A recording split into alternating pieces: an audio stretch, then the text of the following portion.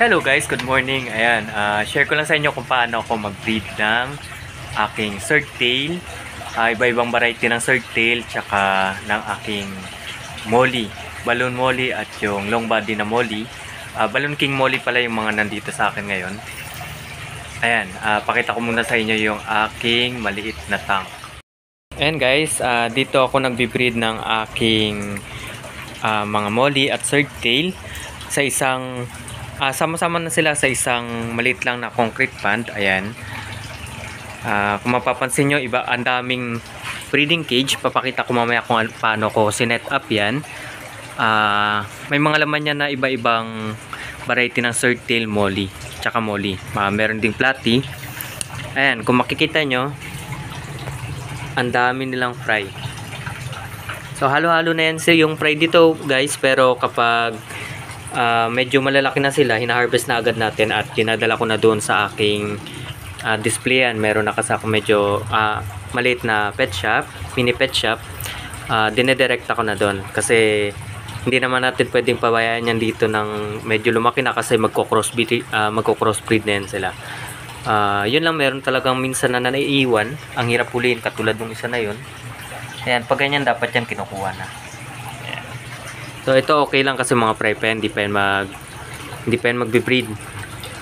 Ayan, yung setup ko dito sa aking concrete pan guys, naglagay lang ako ng mga charcoal. May mga charcoal yan dyan sa ilalim para magsilbi na ring hiding place nila kung meron kasi minsan tumatalon eh.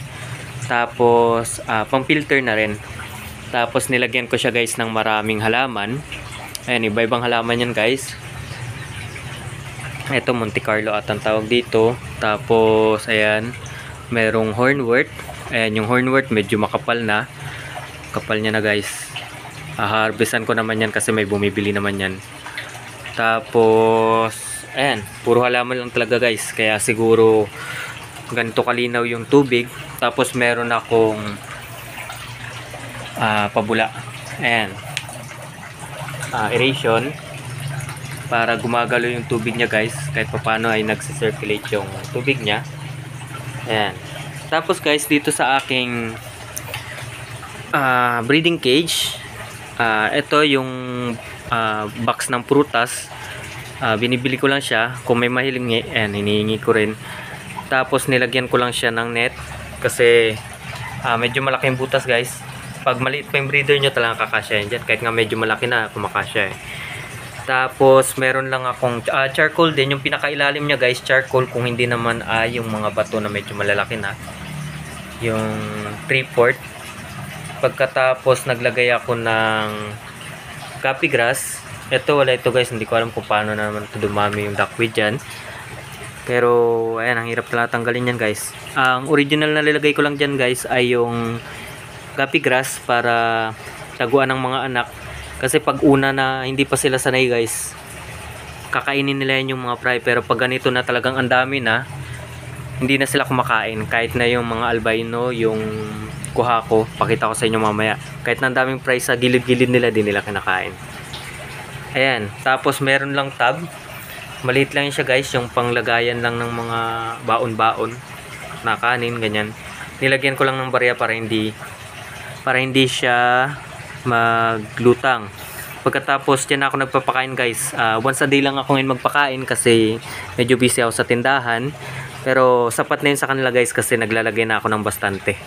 Ayan, sa maghapon na yan. So ilang buwan na rin na ginagawa ko yun guys. Hindi naman ako nagka-problema. Wala namang pumapayat sa kanila kahit na once a day lang ako magpakain. Kagandahan pa yun guys, hindi na masyado yung oras natin sa pagpapakain, no? Kasi once a day na lang nagpapakain. Ayan. Dito guys, meron akong marble king balloon molly yung tawag nila dito sa amin. Hindi ko alam kung sa iba. Ayan, solo lang sila dyan kasi medyo marami sila. Dito naman, meron akong Berlin swordtail kasama ng marble molly na long body. Ayan. Ayan, kita nyo guys, ang daming fry dito. Pero sa bawat cage niya marami pa ring fry. At hindi na yan kinakain guys kahit ang liliit. Ayan, mga bagong anak lang. Hindi na nila kinakain yan guys. Kasi lagi yan silang busog. Ayan, pakita ko pa yung iba guys. Ayun, meron pala ako dong hammerhead. Wala kasi mapaglagyan. Dyan lang yan siya. Dito ay ganun pa rin yung setup guys. Pare-pareho yan guys sa lahat ng breeding cage. Pare-pareho lang yung setup ko. Merong guppy grass, importante guppy grass, tapos yung tub, tapos may bato ka lang sa ilalim para pag nanganak yung ano, pwede silang sumiksik dyan pag habang nangangain pa sila. So ito guys, dito yung aking kuha ko swordtail. Ayan, may mga fry din yan guys. Ayan, sa ilalim. Hindi nila kinakain. Ito medyo malaki na to eh. Pero yung iba maliliit pa yun. Hindi nila kinakain. Kasi ang dami na rin talaga guys. Siguro nung una, nangangain sila pero ngayon wala na. Ayan, yung setup pareho lang rin. Pag ganito pala karami guys na yung guppy grass, binabawasan ko na yung mamaya ibabawas na ako kasi para ma-monitor ko rin sila. Kasi pag ganito mahirap na hindi na makita yung mga isda. Hindi natin alam kung meron ng sakit or may problema na. Ayan, kaya magbabawas na yan ako. Magandang ano guys, ganito lang karami. Ayan, kalahati lang, nakaumpok lang siya kalahati. Tapos namomonitor pa rin natin yung isda. Ayan. Dito kuha ko tsaka selfie na kulay brown na molly. Yung pinagsasama ko pala guys, molly tsaka swordtail kasi hindi naman sila nagko-crossbreed. Pinagsasama ko lang sila. Uy, may hornwort na naligaw. Ito yung sa labas. Ayan, dito naman yung velvet swordtail tsaka yung silver molly. Ayan. Lalaki na nila guys. Pero yung mga talagang big mom ko, nung nilipat ko, na-stress siguro.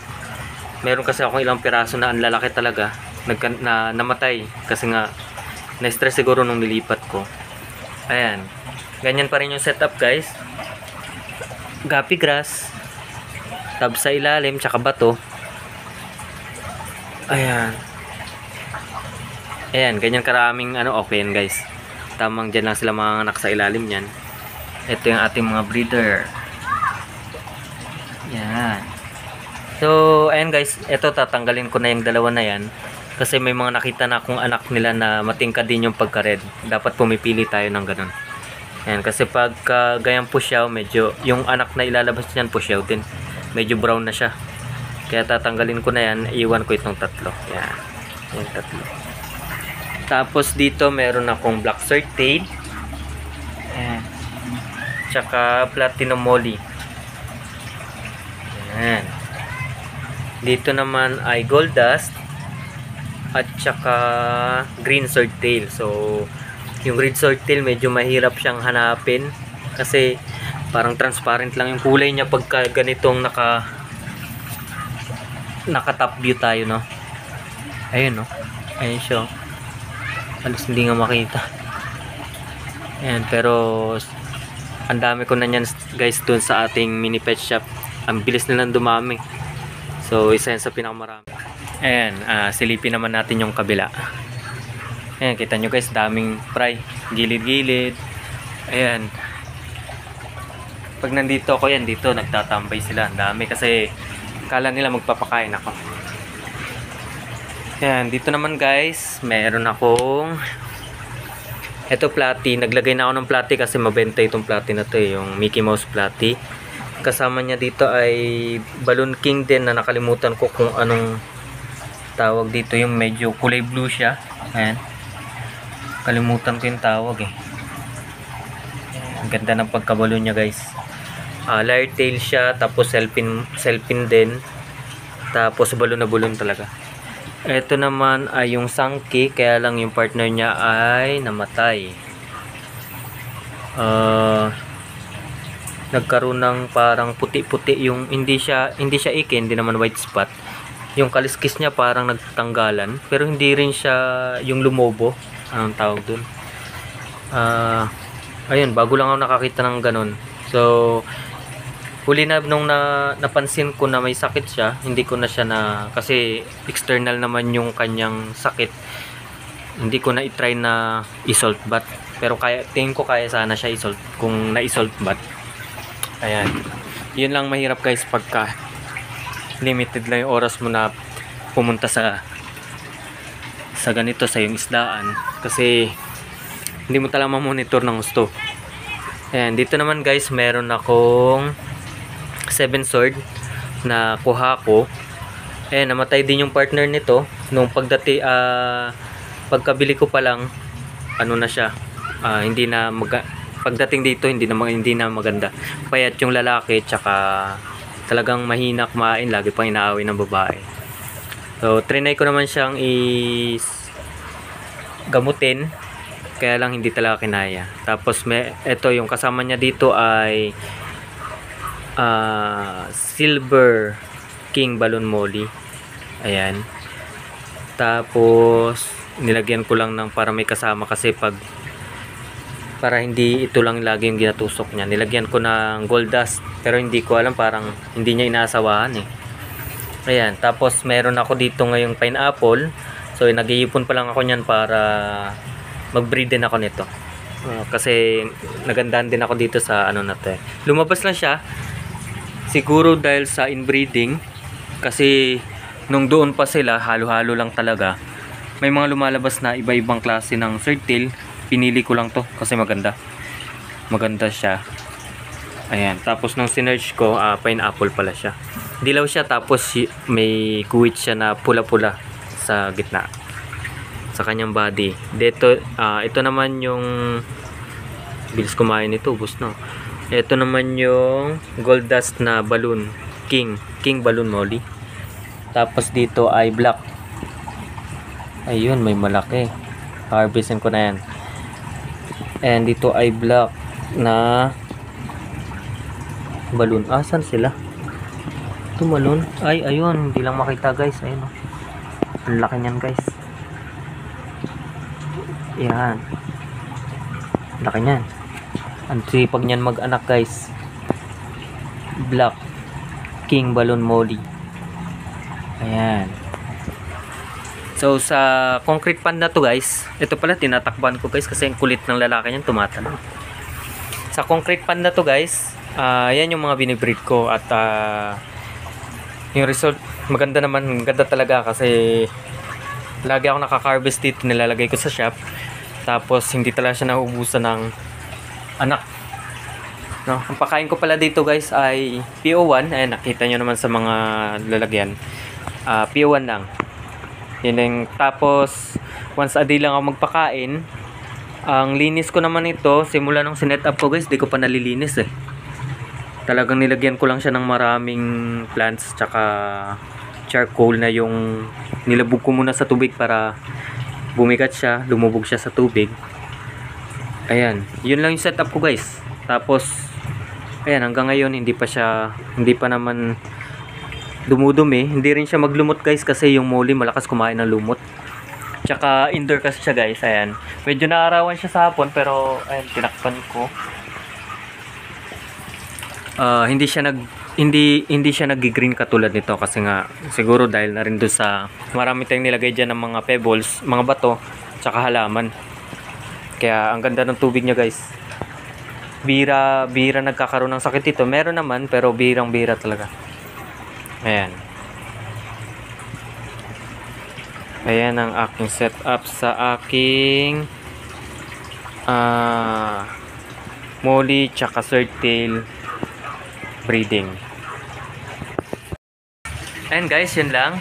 Kung meron kayong mga katanungan about sa kung paano mag-breed ng swordtail, ng molly, ayan, i-comment nyo lang sa ating comment section. At itatry kong sagutin yan basta alam ko yung sagot, no? So, yun lang. Kita-kita tayo sa susunod video. Bye-bye.